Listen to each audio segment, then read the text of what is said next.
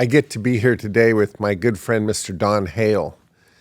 And as you know, a word starts every podcast, and the word that I've chosen to discuss, to be a part of our day today, is the word gratitude. Because when I think of that word, Don, I think of you. I think of the demeanor that you have frames everything with a sense of thankfulness, a sense of I get to be here living today, and I think that energy, the energy of gratitude, opens doors that otherwise just wouldn't be open. Do you agree with that? There is some magic to it. Yeah. And I get that. I do it naturally. It's not like I have to force it or anything. Mm-hmm. I mean, I do sometimes when I'm a little bit down. But yeah, it's like it opens doors. It mentally. And then, of course, then you're open to so many other things. And I do live gratitude, Greg. It's an amazing thing. I teach a class on real estate investing for real estate agents, and I always tell the story that I'm working out with my coach about 5 years ago. And, and we're working out. And she says, I can tell when you have a bad day, Don. And I go, what? Do you have a tell? Like gambling? Yeah, like a tell. And he goes, like, what is it? You get super grateful. I go, what? She goes, I'm grateful for air. I'm grateful for the guy who invented these weights. I do that, and I have done. I said, of course. So, it's my medicine. You overcome darkness with that form of light. Yeah. Ooh, gratitude. Wow, good analogy. Yeah. Right. Yeah. We're riffing on this word. I had an angle the other day that, quite honestly, I had never thought of in that way. I'm a little worried about what made it come across my mind, but in my morning thoughts, I try to start the day thinking about things I'm grateful for, and so I've made my list for a long time, and it's somewhat of a discipline. Yeah. But the thought that crossed my mind the other day was a little different. It was a little twist. It was gratitude not for the things that I have or have been given, but it was think on gratitude toward the things that didn't happen, that if they did, would have changed the course of life. Right. In other words, where you just went, whoa, that could have been really bad. That could have changed life immediately. Yeah. And it was almost dangerous when my mind opened up to that. It just went in a lot of different directions, but I went, oh my gosh, if in that situation, instead of sort of getting away with one, like you go, whew, I'm grateful that nothing. Well, I sort of played out what if something had happened there that very well could have, and all of a sudden the road that looked like it was going this way, all of a sudden is taking a sharp turn.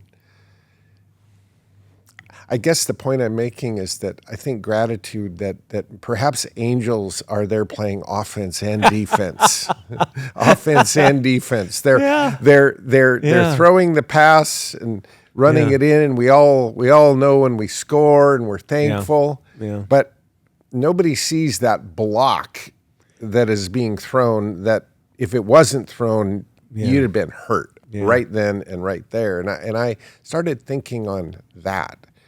So I think gratitude can be something that infiltrates you, that it really frames everything. There's always two ways to look at things.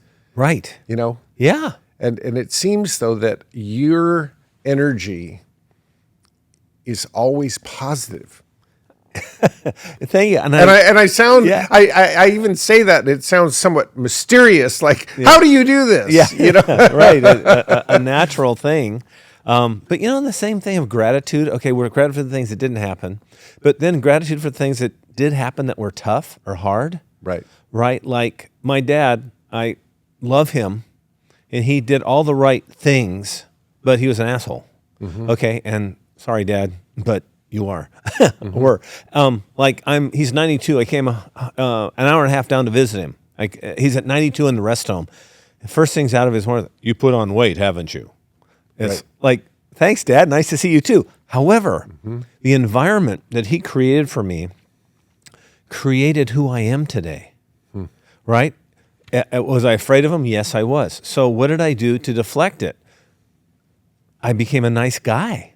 Right? I mean, I don't want to blow my own, but it's like, I had to turn that anger or whatever that was coming at me and deflect it with an older brother and older sister as well.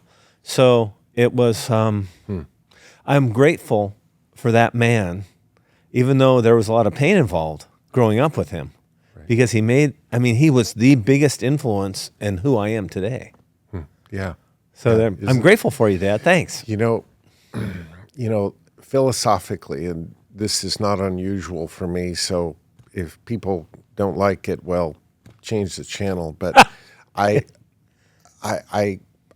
take something like what you just said, and the bigger frame I would put it in is that sometimes we don't recognize that here's this blender, and ingredients go in the blender, and sometimes the ingredients that go in are like, ooh, you want to put that in a blender, but you mix it up, and it becomes you. In other words, the most interesting solutions sometimes create the best end results. Sweet and sour. Who would have thought those two would go together? But blended, they can create something beautiful. And I think challenge and adversity and influences that you wouldn't think you'd want to put in the blender. This isn't going to be a positive thing. And yet somehow they form you in a way that you don't really realize that this solution has the ability to form you in a really positive way. Yeah. And your notions around your dad have worked in a sense in an opposite way to create this kindness in you. Yeah. Right. Yeah. Right. Yeah. Well, this energy that we speak, this word of gratitude, this energy flows into your life in every corner. And I'd like to just dive right in and explore the world of how does the energy, the way you are, how does that come to play day in and day out as one of the Northwest's most successful real estate brokers? You've got an incredible energy about you, and I'm equating that to at least in part this great success that you have out there in the world of serving people in the world of real estate. First, as a broker, talk to me about that. Oh boy, a big question, Greg. So it goes like, how do I approach every day? It's like I just go out and love, and I know it sounds weird, but I'm just going out to love, to see what I can see good in people, to create rapport. This energy thing, also with a positive attitude in it, and gratitude and gratefulness in it, is I'm looking for the best in each person. I'm not trying to avoid this or that, but what is beautiful about this person? What is good about this person? Because it's a person. My business is all person to person. I do not have a great internet presence, and I've tried a couple times, but it's just not me. But going one-on-one, and honestly, you're genius too. When you get together with somebody one-on-one, it's over. I mean, that's what I've always seen about you, is that I go in with like, who is this person? Tell me more. and I'll be right in the middle of it. So if we have the contract and it's going to be, pay in 30 days or, it's ballooned in 2 years, let's think about that. By the way, I saw you had a Ford Bronco out there. How do you like that as a car? Right? So all of a sudden we're right in the middle of it, and all of a sudden I change the subject, and it's intuitive. It's not like I consciously do it, but it just takes it back, relaxes, the person, and we're talking about your kids. I love to hear about kids. It's not fake. I love to hear about their children or their pets or whatever, or their Ford Bronco. And just try intuitively creating the rapport I need to have with them. And it works so much out of the time. Also reading them. I had a fellow who I walked in, I knew he was get to the point, no frills guy. I'm not going to talk about the Seahawks with this guy. I go to, it's a for sale by owner. I go in, I say, okay. And I saw that he was to the point. So I go, how much do you want for it? Blah, blah, blah. What's the rent? How many bedrooms? How many baths? How old's the roof? This, he just answered staccato, right? I said, okay, yeah, I think it'll sell for this. Call me if you want me. The next day, I interviewed 3 agents, and I liked you the best, right? But you matched his demeanor, right? You analyzed and the language of your audience, right? You came to him in terms and in tempo and in logic that was him. So essentially, he was hearing him. Boom, boom, boom, boom, boom. Right. And who do we agree with more than anyone else? Ourselves, right? Who do we want to talk about more? I'm honored to be on the show because I get to talk about me, which is kind of fun. Actually, I was thinking about asking you some questions later, but yeah. And so it's also there's the fearlessness involved in it, and also I'm gonna show you an example of this fearlessness right now. I thought about this. Okay. Okay. Greg, and this is serious. When it comes time to sell this, I would like to apply for the job of helping you get it sold. This hangar. Okay? Right. Thanks. So when the time comes, I'd love to interview for that job. Thank you. And I'm serious right now. Right. However, I'm not afraid to ask that question. Right. Right? It's the I know we'll get into it, but we'll talk about it later, I'm sure. Right. But the class that you teach, which is wonderful, the Power Players is just incredible. But being unafraid to ask. And for 8 years, I'm going on the phone, calling 20 people a day, voice to voice, consistently. And when I say consistently, it was probably 10 months out of the year if you spread it out for vacations and stuff. Hey, Greg, Don here. How you doing? How's your daughter who's helping you with the podcast? How's she doing? Oh, this great. Hey, the reason I called is because I need your help. Who do you know that needs to buy a home, sell a home, or invest in real estate that I can call today? Now, I'm buying my wife jewelry or something. I'm at the store and I see somebody and I ask them. I'm giving them money. I'm asking. Sorry, it's kind of a rule of mine. I'm giving you money. I'm going to ask you, who do you know that needs to buy a home or sell a home?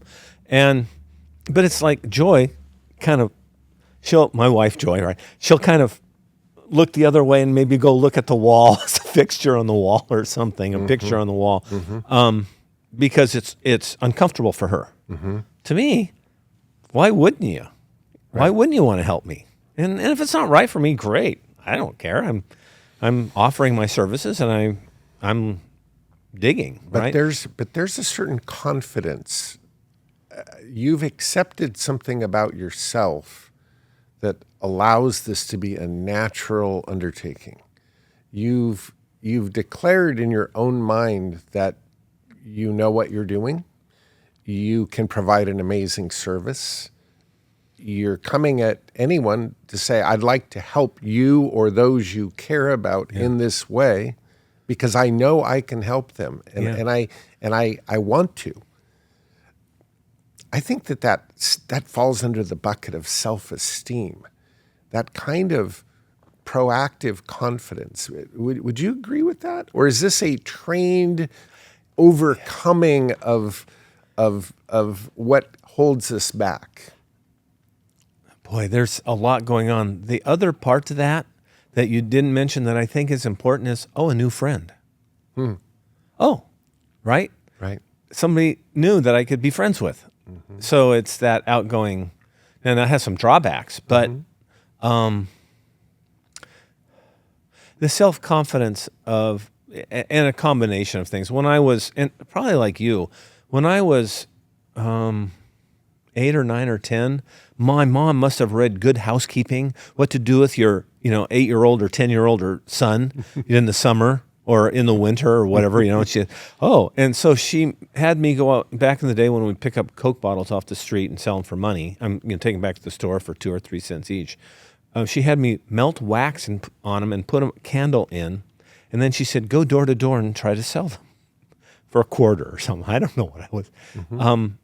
Okay, Mom. So I would go out and go door to door and sell them. So that was early, and the Kool-Aid stands, the paper boy, when I was in high school, I went door to door selling an Amway-like product of soap, right? And I had a guy on my wrestling team who was under me, right? I had a sub-distributor thing going on. So I think I was kind of born with it too. Self-confidence of, and also I'm a bigger guy, and I think that helped too. I don't know if physiologically that's important or not, but. Would you consider yourself an extrovert? Because I'm an introvert. Oh, you are? Extreme introvert. Oh, no. And so. I never would have seen that. Yeah, and a lot of people don't. Yeah. But for me I'm your wife. Like those situations, to ask anybody for anything makes me very uncomfortable. And so I've had to recognize that reality doesn't serve me or the people that I love the most. And so I've had to overcome that, but it is absolutely like flipping a switch for me.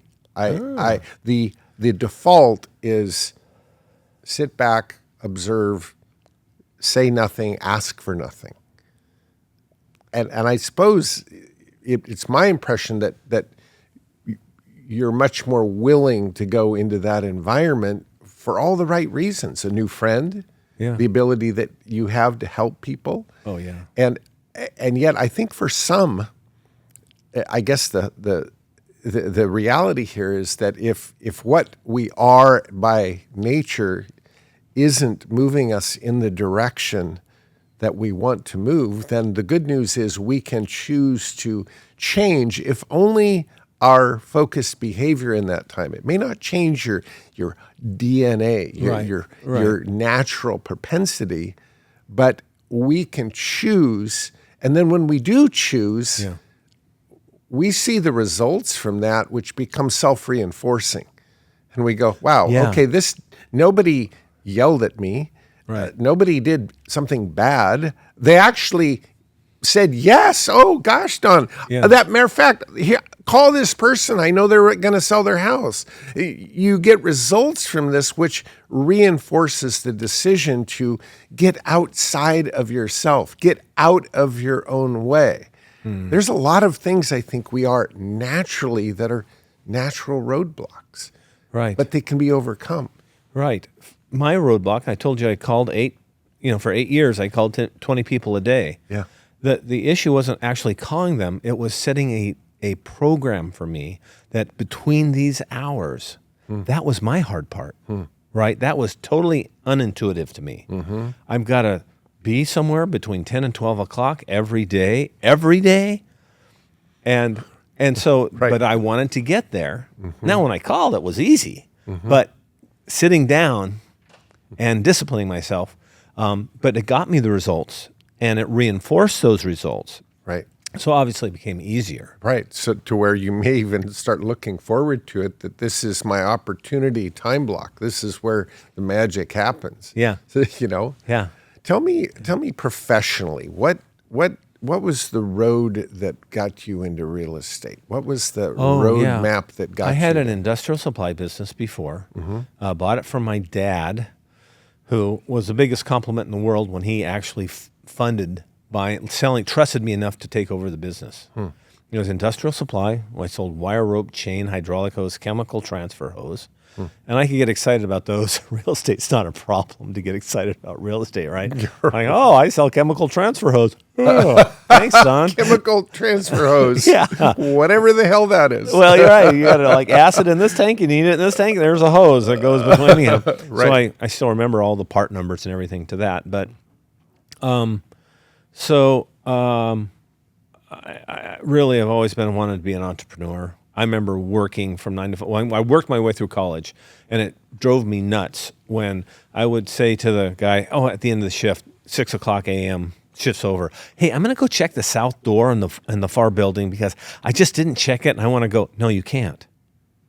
I go, yeah, it'll just take me a second. No, I won't charge you extra overtime. No, you can't do that.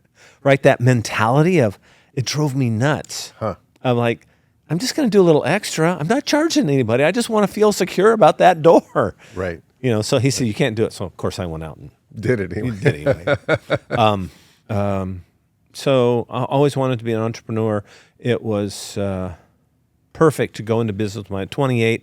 I'm in Maine at a Holiday Inn night auditor. Long story there, but I realized I had an opportunity with my dad. And of course, I was there about a year and a half, 2. I'm 28, 29, 30. Hey, Dad, when do you want to sell? Hey, Dad, when do you want to sell? Hey, Dad, when do you want to sell? And he was at the age that was perfect for him. So finally he did. He funded it. That was a great compliment when he said, I trust you enough to pay me off. And so that was very hard. Again, my solution was, we don't have enough inventory. I'm going to buy more inventory. We don't have enough employees. I'm going to hire more people. We have more people now. I need more inventory. And of course, I had to learn a very hard lesson about the nuts and bolts of a business. You got to keep it tight. You got to watch every expense. P&Ls every month. And we had a consultant who helped us through that, through the nearby college, Western Washington University. And it was free. So it was great. I always say that guy made me $1 million. My first $1 million. Yeah. Thanks, Tom. Right. But then we started making, $40,000 the first year. We lost $50,000 the next year. Finally got smart. Third year, he says, you're doing everything right. Now, I've reduced inventory. I've gotten rid of a few employees, and I've gone out and kind of worked harder. And then the crux of that business was one day the employees thought it was going to go under. This is probably year 3 sometime. And I realized I had to get off my ass and go out and actually go for it. It was 12, 14 hours a day. I was in Bellingham, Washington. I would travel to Seattle to sell our products, to the rental, like Hertz Rental, the equipment rental places, discharge hose, et cetera. And it was 4:30 at night, and I realized, I don't want to go through traffic. Who else can I sell to in the middle of Seattle when it's dark? Who else can I sell? I found clients that were working later shifts, and just did it. And Joy, I'm very grateful for my wife Joy because her father worked his buns off in that job that he had. So she was not like, where are you? Why aren't you home more? She understood what was going on. Very grateful for that. Anyhow, and so I turned that business around, and then we're now making money, and so I started investing in real estate. I'm a monopoly guy. I mean, honestly, everything I learned about real estate, I learned in the game of Monopoly. Buy it and be super, frugal, during the game until you can get more and more rent, and then you can get a hotel and, the whole thing. And so we bought our first duplex. What a mess. The lessons learned in that duplex. But I read the contracts. And I'm not, that real detail guy, but I wanted to know, and I didn't understand them, but I read every one that I ever signed all the way through, which amazes everybody. I'm sure you know that, right? Yeah, absolutely. And then, and then we bought that one, and that was a mess because the floors were surfs up. I'm sure you bought those before too, and learned how to do it. And then after I read it, and then my store manager came to me, general manager said, I want to buy the business. So I said, great. And I thought, for 4 months, what am I going to do? And then I thought, oh, great. So this is at 53. I could have retired. But what do you do with yourself? Side note, I'm going to stop for just 1 second. 6 months ago, I asked my wife, "Hey, honey, do you think I'm ADHD?" And she goes, "Duh." I'd never thought of it. It's just a natural energy that I have, right? And anyhow, so I was, walking around, what am I going to do? After the garage was perfect, the house was fixed up. And I thought, since I'd read all these contracts, I thought I'd go into real estate. It was a perfect fit for me because all the other real estate agents are up and positive too. They kind of want to make the deal work. Back in the, when I was creating hose products, the guys would, well, that will never work, Don, and we tried something new. Well, it worked this time, but won't and work next time, right? And I'm creative, and I got into a buying group, and that really jacked the profits up too. But anyhow, and then so I got into real estate in 2008, by the way. Perfect timing. Perfect timing. And I was nuts because I worked hard at that. I was putting 10, 12 hours a day in, and I only sold 6 houses my first year, which, by the way, is above the national average of every realtor every year since God started real estate sales. But anyhow, it was totally unacceptable to me. So I just kept after it and went to Keller Williams, where I learned a whole lot. Very grateful for them. Their education is great. So that was the evolution of it. And then, of course, they provided teams. I said, oh, yeah, teams. Yeah, that makes sense.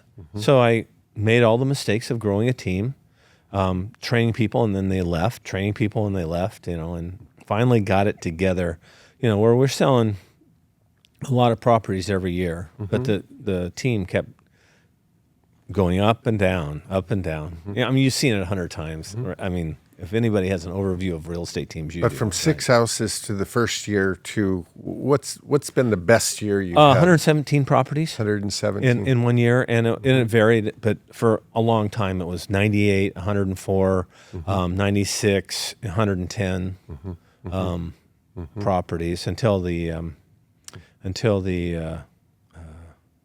Great Recession of COVID-19.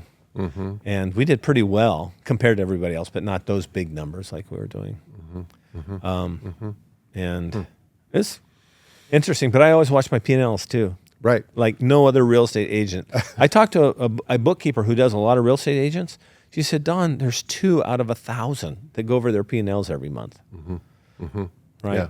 So it's a business. It's a business. It's a business. Yeah. And you have married or merged, you've brought together, for as long as I've known you, the world of real estate brokerage with an eye for adding to an acquisition portfolio over the years. Yeah. To me, that sets you apart from many, many brokers who get so focused and in the weeds of brokerage, and it can happen. Believe me, there's always a lot to do there. Yeah. But you've kept an eye on the investment side to stack up a portfolio of real estate. Talk to me about those disciplines and how that has sort of become you. It was so logical. It was pathetic. I mean, and as I got to know builders and got to know people, I've got 2 duplexes, and for example, those 2 came from not the normal sources. They came from a guy who said, "Hey, Don, you should get in on this." Oh, okay, right. And I had been my main profitability has been spec houses. I get together with a builder. I bring a piece of land, or he brings one with a bunch of other land that he has, because those builders are looking for spec investors, right? And that's speculation homes, by the way. It's called spec or speculation. You buy the land, you build the house, and you try to sell it. And that's been my biggest one, because I did house flipping, and you never know what's going to go wrong with that house, right? And maybe the profits are bigger, maybe they aren't. But a spec house, you pretty much have an idea what the land cost is. There's going to be no surprises other than, well, a year ago summer when, wood went crazy. The price of wood went. But anyhow, it's more cut and dried, and I felt more secure in my white Joe. I felt more secure in that environment. And the other thing, of course, it's the same with flipping, is what's the worst case scenario, right? Mister, you come more about it than I do too, but you rent it out. Right. Hello. Right. Right. So Right. what's the downside here? You've got a plan A and a plan B. Yeah. Yeah. Yeah. I think that's really, how many times have I walked onto a job site of a student who's doing a full gut job on some house and adding out and doing this and ripping off the roof and reframing this and it every day is exploration. You don't really know how this is going to go. We'll see what we run into. We adapt, we retool, we reconfigure. Here's what we found. And the unknown of that process, I've done it many, many times myself, that the beauty of new construction is if you run a tight job site and you know your costs, here's what we're building. There's no surprises. It's built well. It's built to code. There's a time frame. Boom, done. It's done. And there's no surprises, at least theoretically, in very controlled spec house type world. It should be pick up your scraps in a 5-gallon bucket and walk off the site if it's well planned. Right? Versus the unknown of major remodels. Things can get out of hand and labor can get out of hand. And especially the newbies, they'll go, well, I think I'll put a nicer counter in. Oh, I think I'll put lighting that will really show it off. And before you know it, they're way over cost and don't recoup what they had. So with my spec builders, I really try to help them, and especially the newbies. The older guys know it. But the thing also with the flips, with the spec, here's the other thing. I want to tell you one of my secrets. I don't know. Okay, ready for a secret? When you find a builder who does 60 homes a year or something like that, you want someone who has a lot of volume. 30 might be okay, but they have the crew, they have the materials, they know where to get the best prices on everything, right? You treat those guys like gold. They say, I say, what kind of house do you think? Oh, I think Don, 3-bedroom, 2-bath house. What do you think? Of course, I'm now the realtor expert. I say, perfect. Price range is going to be this. This is what we have to build for, blah, blah, blah. And then after we get the plans and get it I don't touch it. I don't come in and say, hey, I think we might put a gate in this place or we might change this wall. I say, whatever you say. Because I want them to choose me next on the next project, right? Oh, Don's so easy to work with. I'm going to tell him about this before I tell, that guy who's such a pain in the rear about changing colors in the middle of the stream, right? Right.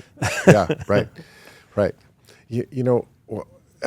Tagging onto this, we all have these points in history that something happened right in your front of your face and you went, oh my gosh. I was with a great friend of mine, one of Snohomish County's biggest builders. He'd build 300 or 400 houses a year.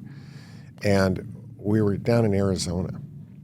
And on this golf course, we're waiting to tee off, and adjacent to this tee was a new little development. It was a gated road that came in, had like a cul-de-sac. There's like 15 houses, 18 houses going in there. And we were waiting on the tee, so he kind of took a walk over there and just sort of looked around and saw that there was like a model home. That model home had already been built, and there was construction going on to several others. When we finished our round of golf, had a quick beer, and he said, I want to go back to that tee and I want to walk through the model home. And he did. And he asked the gal, he says, is the builder anywhere near? He says, well, the builder's actually on that site right now with the crew building the next house.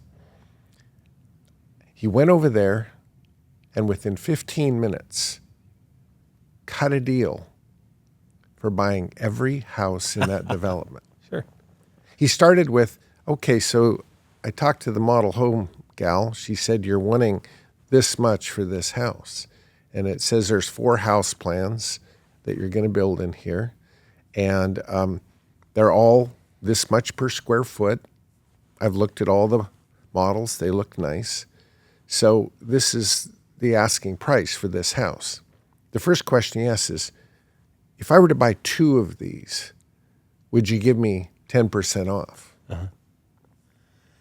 And the guy's like, okay, so what you're saying is, if they're $200,000 a piece, right? A $400,000 package, you would want them for $360. He said, yeah, would you sell me 2 and that price just done? Yeah, I'd probably do that at this stage of where it's at. That would help the project move along. Okay. If I bought all of them, would you give me 15 off? I was there for this conversation. The guy was like, might have to really think about that because there wouldn't be much profit at all in that for me. But then again, if you gave enough up front, I'd be working on your money instead of bank money. And there was about 10 minutes of back and forth, and then an agreement was made. Wow. 15 off to build out the whole thing. Yeah. They drew up what that meant, like in basically a yellow notepad. They shook hands, and the entire plat was built and paid cash for. Water was not turned on. They did the pressure check, and then they drained it. That plat sat there after it was completed for about 1 year and 3 months. And then it went back on the market for about 40% more than the original asking price. Yeah. It was the knowledge of the market. It wasn't rented. It was just land banked and protected. Mm. Someone checked on the whole plat every day. The gate was locked. Mm-hmm. And then they came back on the market with some landscaping about 14 months later. What year? This was roughly in 2000, more like 97 or 8. Mm. Right at a wave where things were really starting again. Yeah. And I think the questions people don't ask, the relationships you don't form, the assumptions that we might make, oftentimes is the Achilles. And you've developed these relationships thinking, well, here I'm a broker. I've got a broker hat. Here's a piece of land. My role is simply to take the finished product and sell it for you, and that's my job. But you've incorporated a twist into it, and you've become a favorite client of these builders. That, hey, while you're building this plat, build a couple for me. Right. And I'll take them from there. I'll either rent them, I'll sell them, but let me help you get this going with the assurance. It's almost like a pre-sale. The assurance that you've got these 4 sold. I think that's brilliant. Yeah. And it's served you really well. Yeah, and the finances are really good because you make 10 to 12% normally, sometimes 15% in a good year, okay, on your money. Mm-hmm. Well, if you do that, if you can get 6 months turn in there, you're making 24 to 30%. Right. And I'm also the listing agent. Right? Exactly. So it's a real win. Right. Right. There. Yeah. The listing agent, if you choose to keep it, then you may keep it for a period of time, rent it for a period of time. You get it into a longer-term capital gain versus an ordinary income, and then you're the selling agent on your own property. Right. Oh, yeah. And good old accelerated appreciation. We love that. Right. Yeah. Tell me about a real estate company. Don, you've chosen to not step out and say, this is the Don Hale company and here's our sign and our storefront. And you've flown more under the radar than you could have should you made that choice to to have your own company? Walk me through that, because Yeah, that's a really good question, because, as an entrepreneur, right? I'm always thinking about it, and I thought long and hard about it, because I had a couple opportunities to buy into the Keller Williams franchise in Bellingham, and in industrial supply, the company I had before, I had approximately eventually 20 employees, and I just got so tired of, oh, so and so is mean to me. Oh, they weren't very nice. Oh, yeah, so and so's, they were late for work. I mean, it was kind of too much drama for me. So when I had the opportunity, I decided not to, because I didn't want to be interrupted from my work as selling homes and investing with, so-and-so was mean to me. I just keep saying that, but it's like, they offended me when they said this, and I just didn't want that drama or that anymore. I want to go out and make some money. And I also did a little search. Brokerages aren't that profitable.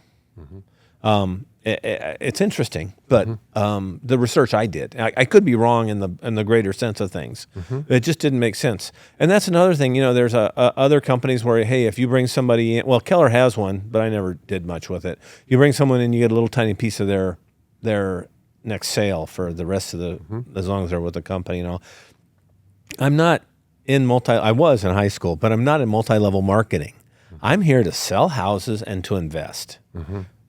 And so I just decided not to take that on. And it turns out also, after you get to a certain amount of homes sold, you're actually costing the brokerage money, because you get all the services, right? But but because of the volume, it doesn't work for them. But they keep you around because it makes them look good, and it helps inspire the others to maybe stretch. Right. So right. That was my. Tell me about the disciplines. You mentioned early on this time blocking of this is when I'm going to call 20 people to ask this very direct question or proposition. What other disciplines, time blocking of different things, the disciplines that you weave into your day, into your week, that have created this success result?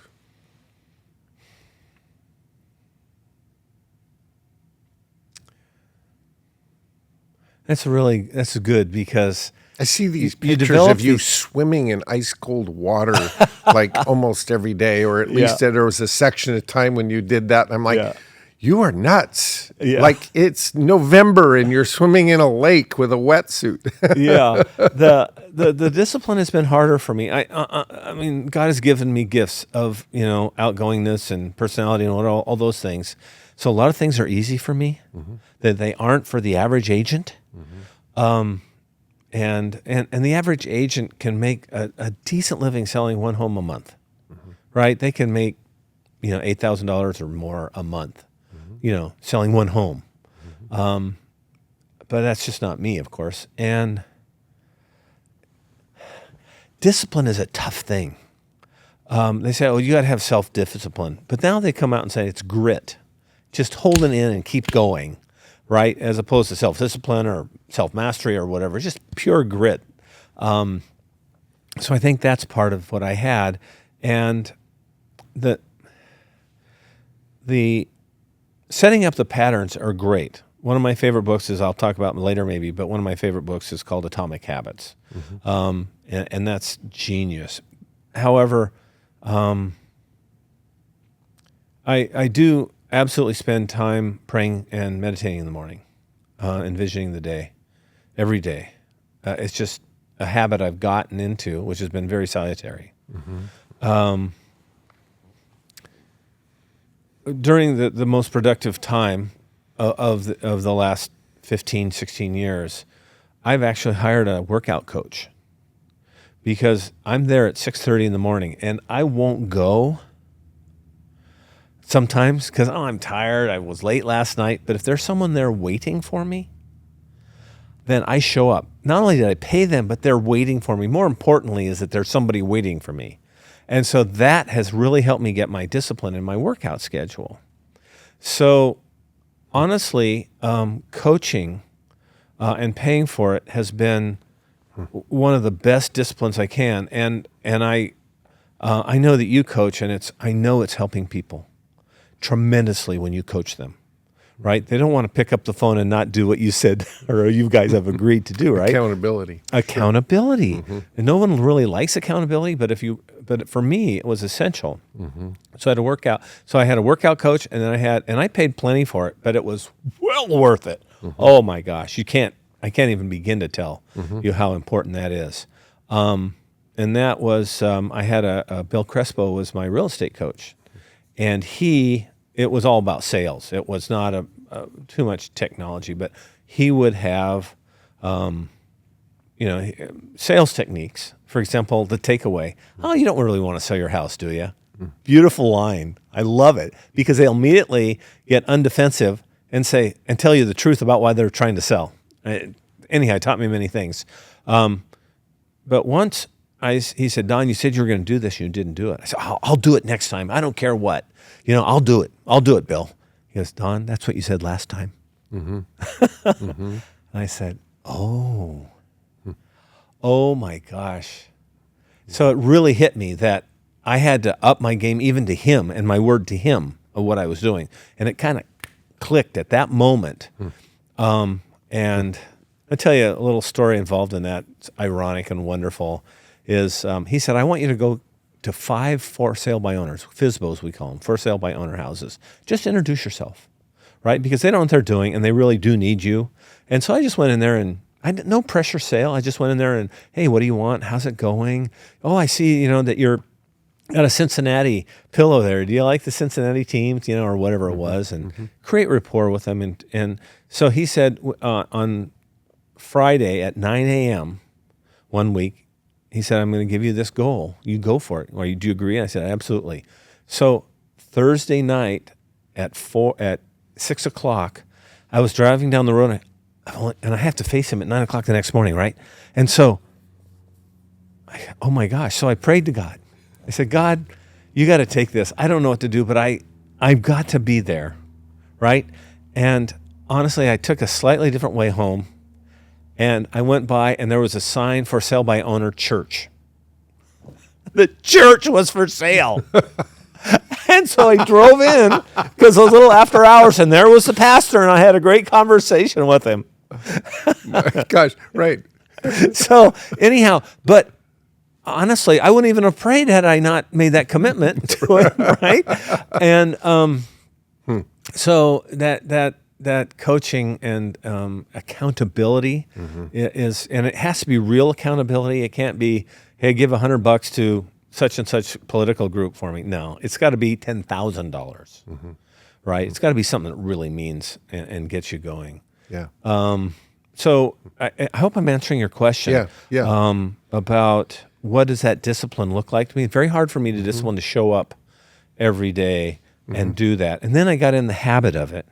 So at 10 o'clock, I was ready. I had my drink there. I had a snack. I had the phone. I isolated myself, in my office, and I just started making calls. And I kept accurate sheets of it, right? And I had 25 on my sheet, number 1 through 25, because inevitably I would leave. To get 20 people live, you got to call at least 40 or 50 people, right? And so I left the bottom half after I got to 20 because sometimes they'd call me back. So that gave me a Friday where I only had to get 15 people sometimes, right? Which is fine, the discipline of making it happen. See the words, though, that keep coming out. I've heard the word habit. I've heard the word discipline. Yeah. The books, Atomic Habits. Yeah. 7 Habits of Highly Successful People. Right. I think the theme, would you agree that you discover the workout schedule? This is what you need to do to feel fit from a metaphor's perspective, a business perspective. Right. Fitness is reverse engineering an outcome that you want to have. Okay, how many reps do I need to do? Yes. How many hours do I need to put in? How many the numbers behind the numbers have got to be a reality in your life and sheets with 20 but room for 25, and here's why that is. And okay, here I am. I'm locked down. I've got a headset. I'm doing what I'm intending to do. That proactive discipline, that focused intention, I don't know that there's ever a way of sidestepping that to success. Yeah, no, right. Call it what you want, but there's just no way to go, I don't want to do that. I just want to go around the end and do it some other way. Yeah. I don't know of any. The reverse engineering is exactly right, though. Mm-hmm. You know, this is what I want, and I know I had to call this many people, and I have 5 days in the week, so I have to call this many people, right? And then do this many open houses on the weekend. Right. And yeah, it's kind of simple. Which then asks the question, okay, this is what to do. All right, I've got my plan. This is my schedule. This is my time blocking.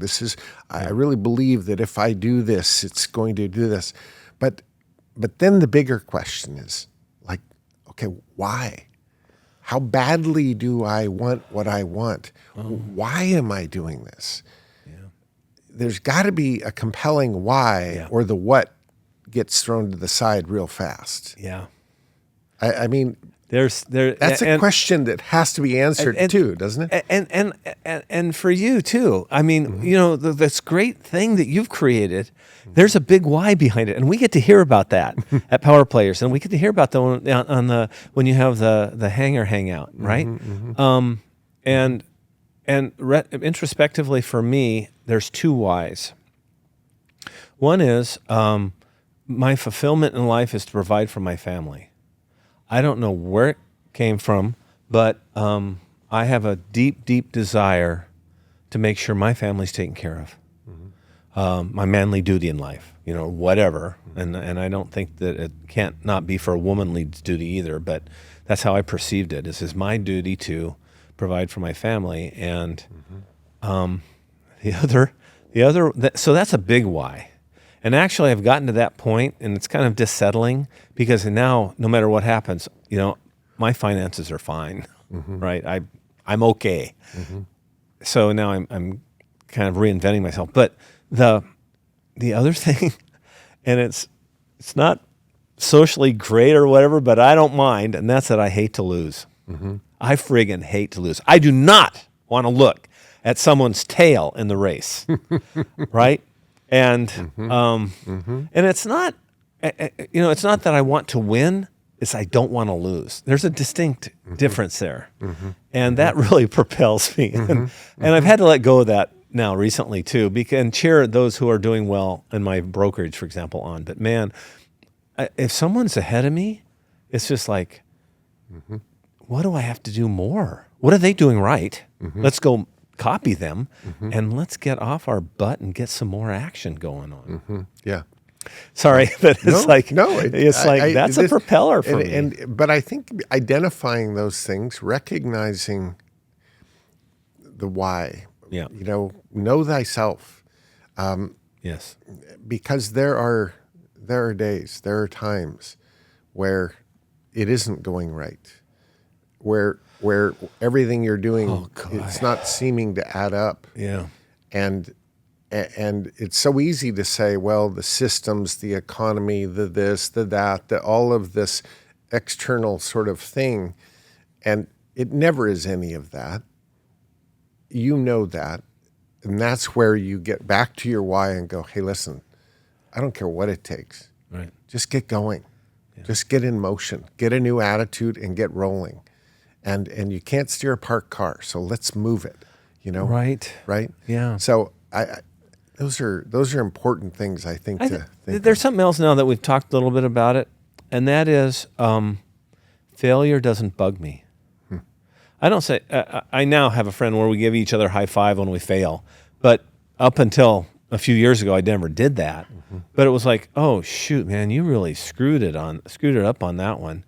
Instead of moping around for more than a day, I just got back on the horse, so to speak, because I've made a ton of mistakes. Yeah, I've had a ton of failures, And you have too, which is, again, inspiring You about say you. that with a smile on your face. Well, yeah, no, a little hard there, but okay. I screwed the pooch there. Let's, I messed up. Sorry for the language. Sorry. Yeah. But yeah, let's go forward and let's go forward. Let's just keep going, keep going. You've had a lot of, a lot of training in the world of real estate, a lot of training in sales and in how to present yourself. You're an expert broker and an expert investor. Learned from a lot of people. I also know that you've been, through this crazy intensive called Power Players, and you've been a TA at Power Players. You've been in the kitchen of that intensive that's, been taught many, many times. Yeah. Power Players, even for me, is hard to describe after I've taught it 37 times. Yeah. But what I can tell you is that it's much more than just deal structuring and finance and the toolbox. That's a lot of it, and that's a very important part. But then there's this perspective on how we approach life.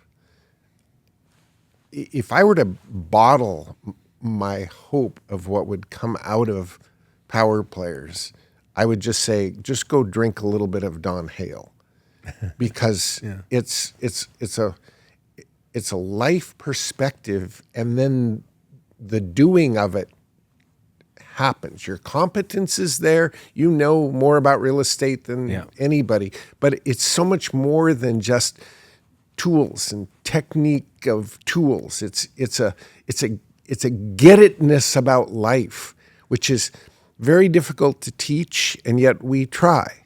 Yeah. Anyway. And your Kerouac, you always quote. Give me the Kerouac quote you always quote.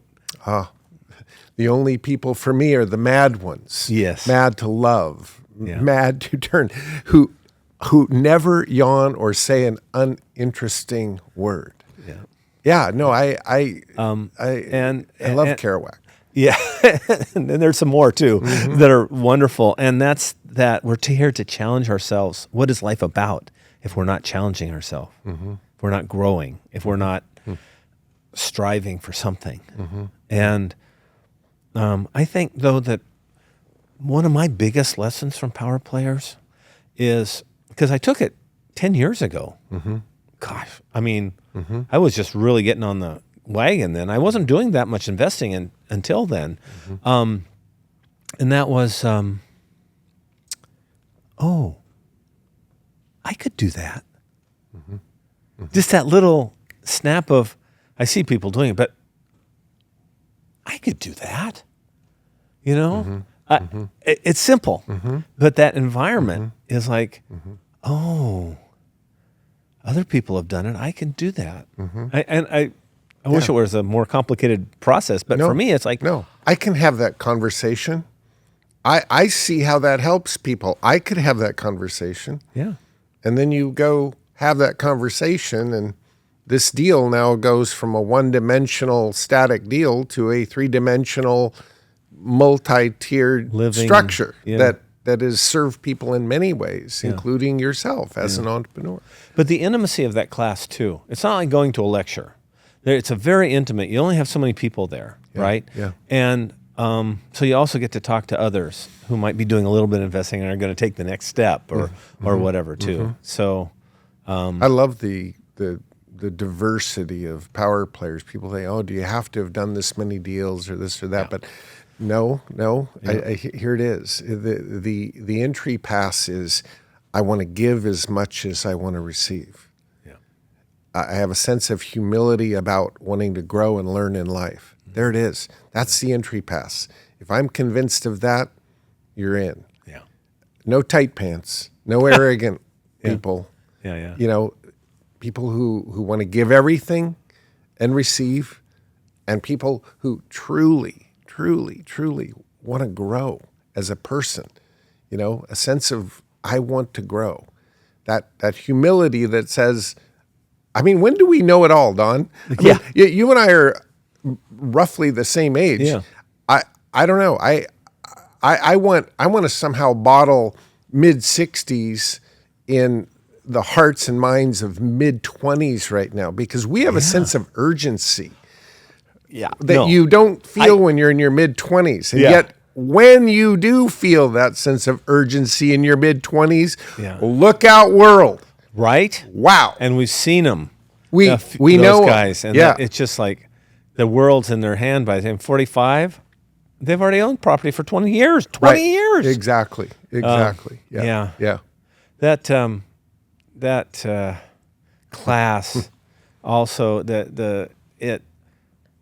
it brings a unity too of brotherhood, sisterhood, of and after I went through, I talked and called to many of the people the first time, and then when I was a TA, they would call me a little bit, and it was really great. You know, yes, you can do it. Here's what you want to do. Let's be careful here and remember this. Right. And also, I have blessed so many people just from one thing that this is the one I probably said the most. When you get an owner contract, make sure you stipulate that you have the first option to buy the note. And people go, "Oh, that's so smart, Don." Well, Greg Pinneo taught me. I'm just an echo of it. But maker of note as first right of refusal to purchase note should beneficiary elect to sell note prior to maturity. Is that the clause you're talking about? Right. I don't try to tell them that, but you know, the nuances, when you dive in and you really say, I'm going to be a master at something, I'm truly going to go for mastery.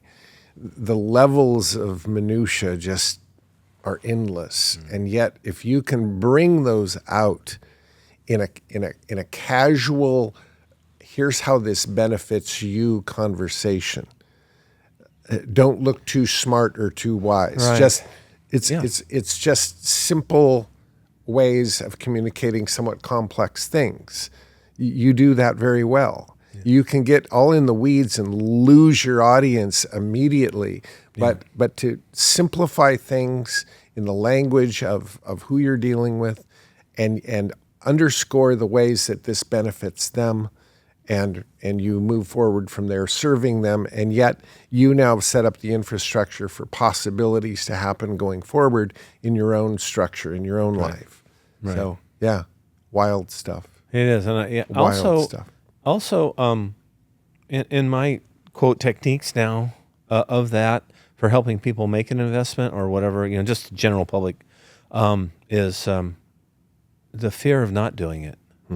I just make sure they know. I often say, now, I have to tell you, because if I didn't tell you, you'd say, why didn't I tell you? In 6 months, you'd say, Don, why didn't I tell you this? If you don't do this, what's going to happen to your life and investment in 20 years? Where are you going to be? Because I've had more than one little old lady who says, Don, get the most you can for my house because it's all I have. Do you want to be like that little old lady, or do you want to make this move now? Yeah. We tend to think sometimes that staying, the risk mitigation, I think I'm going to just hold because it seems a little too risky. But we don't factor in the fact that staying involves the risk of regret. And so the real analysis says whether you stay or whether you go, you're risking. What are you more afraid of? Failure or regret? Yep. Right? Yeah, what are you risking? And you've already said, I'm not afraid of failure.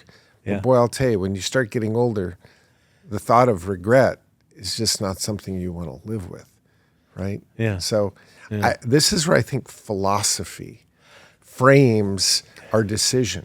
And I was thinking coming today, what is it about Greg that I love so much, right? And it's bringing that philosophy. You had to think hard on that? Yeah, I had to think really hard because there wasn't much. No. Right. Yeah. Why am I going here? It's like this. You bring the philosophy. Who are we? We're men of action. We're introspective. We're growing. We're not staying stagnant. Yes, so right. I thought a lot about that coming down, and that's also what I appreciate about you. Anyhow, well, I appreciate that about you. And here's the segue from there. You have a lot of, you mentioned some already, but all of us get to where we're going with significant influences. It could be a person that was right there in your life. Right. You mentioned your dad. It could be a book you've read. Yeah. It could be somebody you listened to that you never even met, but wow, did they impact you? Give me some of the influences that have helped you form who you are and become who you are, that have given you the tools to be who you are. Who are the influences in your life? My dad asked me this once when I was 12. And he was thinking Mickey Mantle, or, I know he was, because somehow the way he said it. And I said, Christ Jesus. Love your enemy. I love that. How would we get peace in the Middle East if we loved our enemy and tried to help that way? I'm going to go there for number one, big time. My dad in kind of a negative way, but still a big influence there. And then my wife's father, first guy in my life who was like a father-ish, and this is 40 years ago, okay? Just celebrated 40 years with joy. Hey, Don, you can do it. Don, go for it. I was going, I had never gotten that. And here was a guy who was all full of positive, and honestly, he was in our house 4 weeks before he passed on. And we had him in our house, and we were taking care of him. And the last coherent thing he ever said, as I was going out the door, I'm rushing out the door, getting my sweater on, and said, "Go get him, Tiger." The last words he ever said to me, and it just meant so much to me. And I think about that all the time. Go get him, Tiger. So he was a bigger influence than I thought. I mean, for example, he got me into having a daytimer back before computers and stuff, right? But just love the guy. Just love the guy. Always, and he was 90, like my dad, but he was very active. Dad was, physically not able, mentally okay, but physically not. And here was a guy who said, never quit, never give up. So if he was hurting, because, after a certain age, it does kind of hurt sometimes, he'd still get up, he'd go out and walk the beach or be active and not let those little things get in the way. I've been thinking about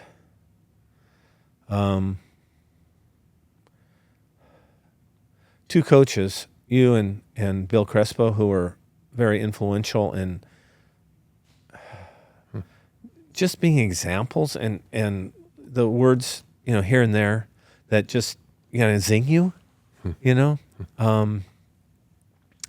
trying to think of anybody else that might have been.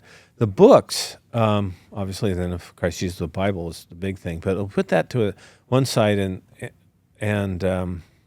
think about Hal Elrod wrote a book called The Miracle Morning. It's coming out again with an expanded edition, and I've ordered 5 copies to give out because it's an expanded edition of the original book, which set up a morning routine.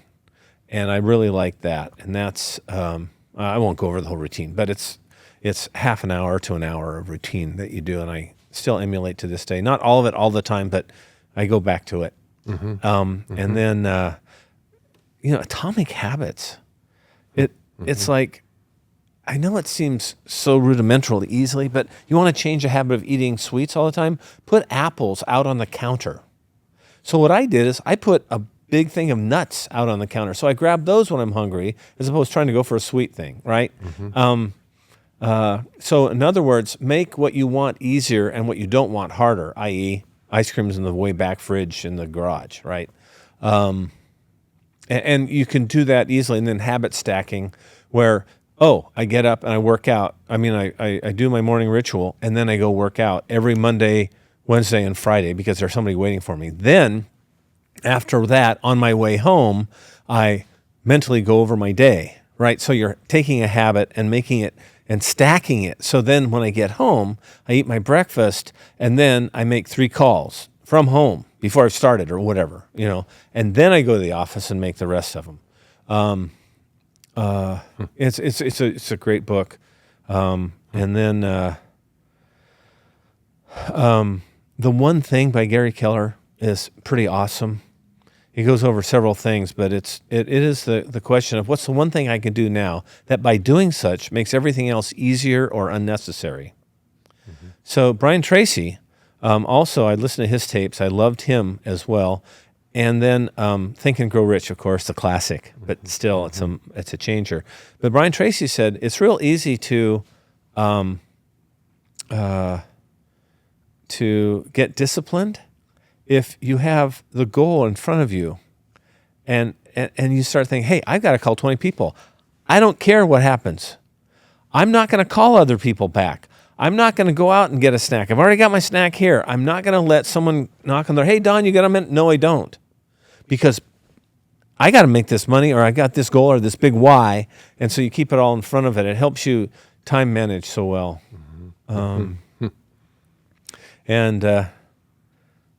Yeah. These are just all pearls.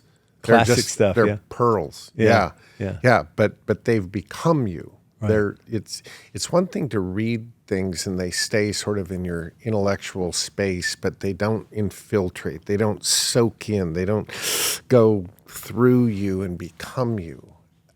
These have become you. They're who you are now. You've taken ownership of them. And to me, that's when you take ownership of something, that's when change has occurred. You now it is you. Yeah. It's not just some concept that you're pursuing. It has become you. And that to me is when then the results of that new person start to show itself. So you have a crazy passion. I don't know of anyone else who has this. And I want you to take it to the roots, and then I want you to expand on it. But you are passionate about everything Disney. Disney, yeah.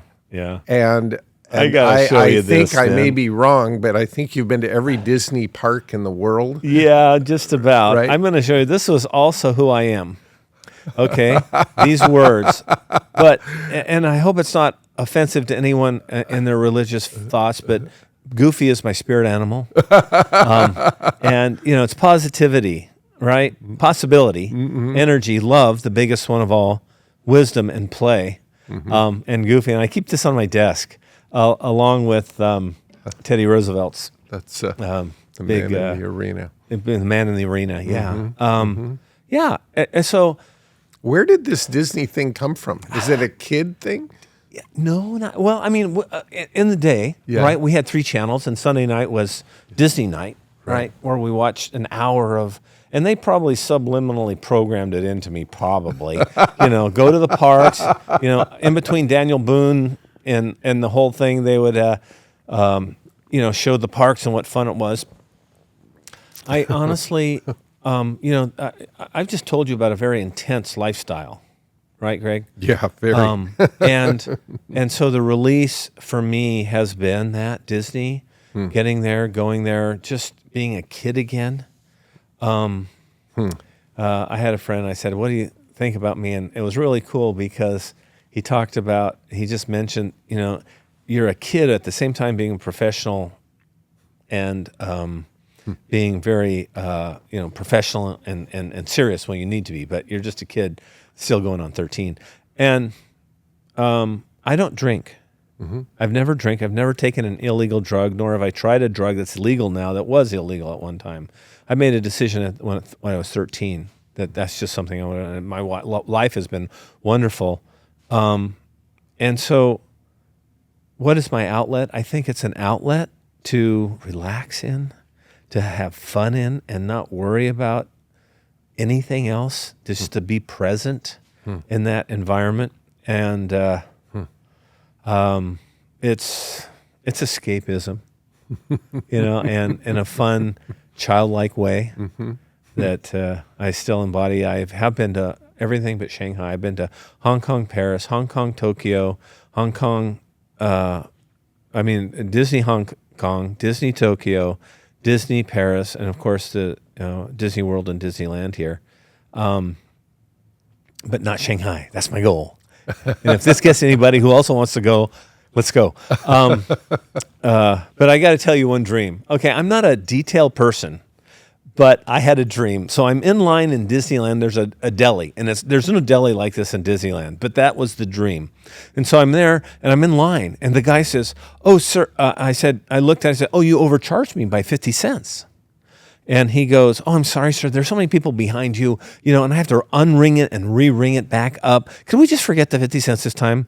And I said, "Absolutely not. There are 16 million people who go through Disneyland. That's $8 million. You give me my 50 cents. You say this in your dream. My dream. What? Yeah, there's people who could help you with that. Yeah, right. That's the anti-you trying to disrupt your perfect getaway world. Right? Yes. To me, as you've described this, it falls under the heading of recharge. Yeah. And recharge is very personal and very specific. I think marketing tries to package it all one way. You see all these pictures of, go lay on the beach, go do this, relax, the whatever. I think that-that's wrong. You can get there and just be just as wired as you were when you left. Yeah. What is it that takes you away? What is it that captivates your mind and your imagination, that relaxes you, that allows you to rest? You've discovered a recharge. Yeah. That has been a part of your life forever. Yeah. That's healthy. That's wonderful. I'm not addicted to porn or gambling or drugs or whatever. Yeah.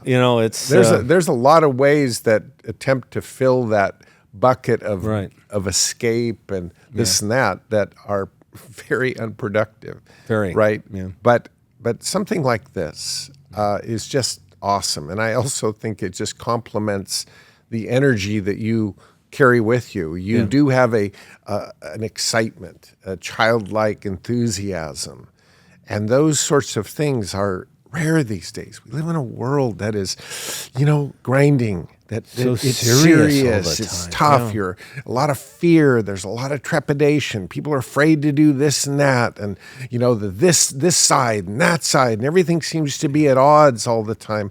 But you walk into a place like Disney World and look at it through the eyes of a child there, and it's just there are no problems in life. Yeah, it's just wonderful. Yeah, and I think that there may be an example there of recharge. And we're not being paid by Disney to say this. No. But it takes me 3 days. I mean, I'm gone, and it takes a little bit of time to bring it down. Right. To not be worried about the next sale and not be worried about paying my assistant, not being worried about, the P&Ls for that month. Right. Because it's real estate's an up and down business. I mean, it's kind of crazy like that. And and you also have to fly. And I love the fact that when I fly, I can't have a phone going, although now they kind of let you do it some. I try not to, so I can just focus on, reading the Bible and just relaxing and thinking about what my game plan will be when I'm at Disney. Right, right. On and on. Yeah, it's. I'm grateful for it.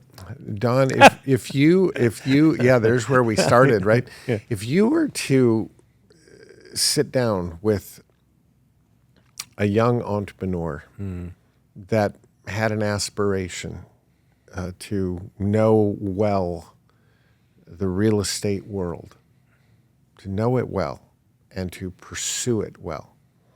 If you were to give that person just a couple bullet points of advice, what would those couple bullet points look like? It's the old thing. It's been around since the beginning of time. Find someone who's going to teach you, a mentor. Like Rembrandt. He worked under masters before he emerged as his talent, and he learned techniques under them. So find a team and interview, because there's a lot of different kinds of real estate teams out there. But interview someone, talk to them. So you have a mentor you can go to and ask how they do this, but also someone who, we don't like it, that'll hold you accountable to help you in getting where you need to go. And then I have never stopped educating myself over and over and over again. Sometimes I get very little out of it, and other times I get, Tony Robbins has been great. I recommend him. And take a chance. Don't be a fraidy cat. At 20, 25 or 30, you can afford to make a bad investment like we did on a duplex, right? You'll get through it. It's a little trickier in the 60s because, the investments don't pay off quite as in time frame in life. But, mentor, get with someone and stay with them. It's a little hard if you're a high D and you want to be in control, right? Which I also have that with my outgoing kind of personality. So, but get, especially younger, get on a team. I didn't start till I was 53. I could have retired at 53, but I, of course, didn't want to. And then listen. Listen. Go to power players and listen. Ask questions, right? Ask stupid questions, right? Don't be afraid to ask questions. Newman, quote, would say the greatest negotiating tool is listening. Right. And of course, listening is oftentimes set up with just asking good questions and then leaning in, listen. Before coming, I asked my wife, "Hey, honey, what do you think I'm good at?" And she said, "You're good at asking questions and then shutting up." Right? Yeah. Intuitive, but Yeah. what makes that important? Yeah. Yeah. We call it, and it was so cool, called "Let the Silence Do the Heavy Lifting." And when I taught that to one of the people on my team, and I heard her telling someone else. The very phrase, "Let the silence do the heavy lifting." On Right. I'm helping others. Right. Right. Which is, part of life too. I'm very happy to help others. I've given a lot to a lot of people, and they're doing okay out there in real estate land. Right. But yeah. And, I teach a class called Ignite for Keller Williams on lead generation, how to get people, how to get clients. In real estate, really getting clients is the hardest thing as a real estate agent. People think, you got to learn all the rules. Don't forget the rules, but that side, and this, is finding the clients to work with. And I teach a class on that, and I talk about shutting up. Let the silence do the heavy lifting. Because people will talk and talk and talk. Yeah. I love it. It's dated now, but there used to be this little detective show called Columbo. You remember? And he would sort of stumble into some question that he looked so awkward, but people would they would discount him, so they felt free to just say anything in the world. And he was as dull as a switchblade. Right. He knew everything he was doing. So I forgot about Columbo. That's true. Yeah, I like Good Columbo. Analogy. Yeah. These are absolutely great suggestions, Don. And I have a question for you. Oh dear, this has never happened on this podcast, by the way. I'm curious. When you look back, what do you think are a couple, three of the things that have made you so successful? Well, that's kind of a loaded question because I can acknowledge certain things in my life that have been successful, quote unquote successful. I've had success at certain things. And I tend to set those on a shelf, which maybe is right or wrong, but what I tend to focus on more is where I haven't been successful. And I think deeply on those things.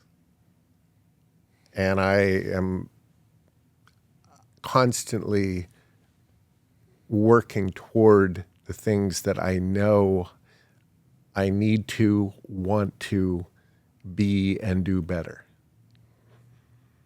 It's not that I don't acknowledge that I've become accomplished in certain areas. Yeah. Real estate would be one of them. Yeah. Acquisition, deal structuring, finance, negotiation, aviation.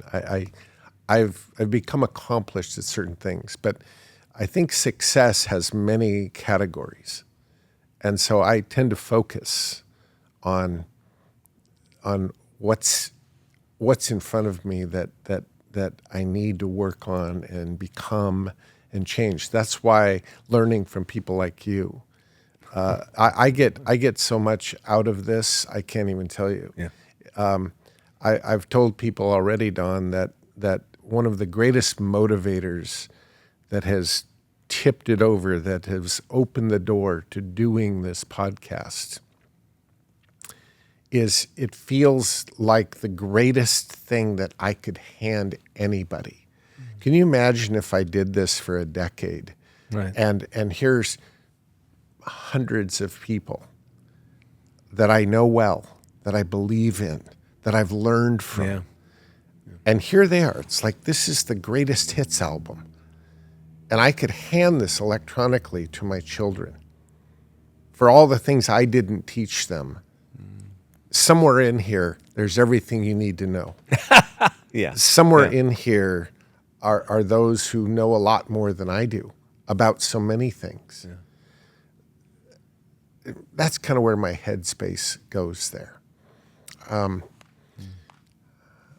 It's not that I don't acknowledge certain areas of expertise, and I think we need to acknowledge when God has put something on your heart, or He said, "Hey, introvert, get out of your own way and go do this."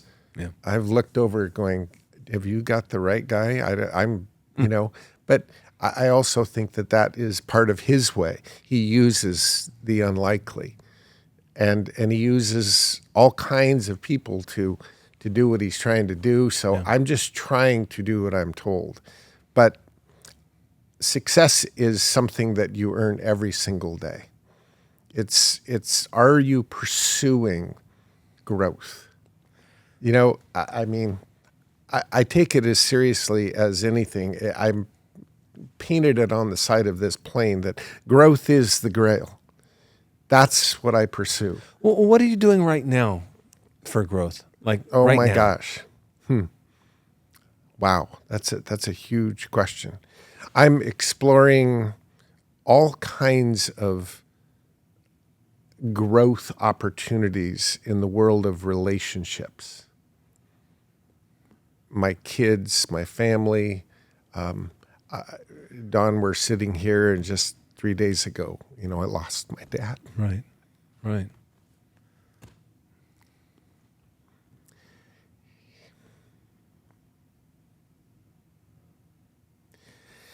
I say I lost him. I know right exactly where he is. He's with Mom. But it asks the question of relationships, because now that's what we have left. We have the relationship we had.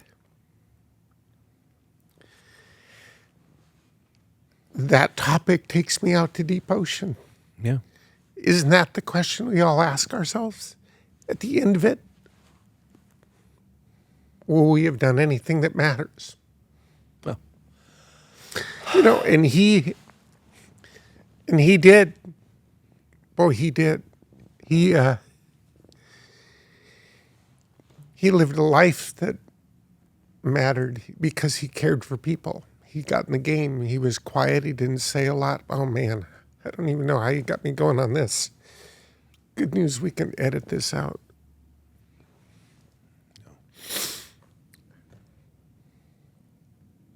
I've had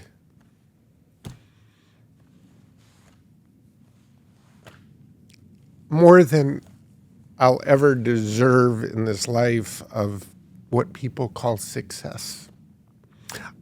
I've bought the Porsche from Germany and had it delivered and wrote a huge check. I've lived in the multi-million dollar house. I've had ranches and cabins and anything on this earth that anybody could ever want. I've been blessed to work hard for it, but that is not success. Success is impact. Success is growth. Success is battling sameness every single day. If tomorrow I'm the same as today, I'm failing. If tomorrow is the same as today, I'm failing. And we know growth is painful. Growth makes you ask the hard questions. Growth is about accountability, if only to God. Are you doing your best with everything I've given you? Those are the questions that get me up early. Yeah. They keep me pursuing. And I'd like to put a tag that says, well, that's all you can do. And yet I'm even frustrated with that tag because I want to get to where I'm going, much like you. I don't want to look at being last. I don't want to finish certain areas losing. And so,